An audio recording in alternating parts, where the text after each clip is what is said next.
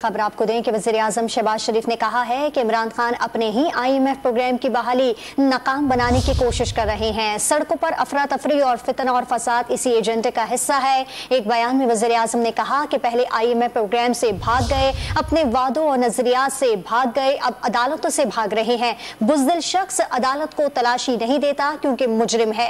वज़ीर-ए-आज़म ने कहा कि इमरान खान की ख्वाहिश है कि मुल्क में अदम इस्तेहकाम की आग भड़के, गरीब आवाम को महंगाई और मुआशी दबाव से निजात ना मिले, ना ही पाकिस्तान के लिए वसाइल की राह हमवार हो।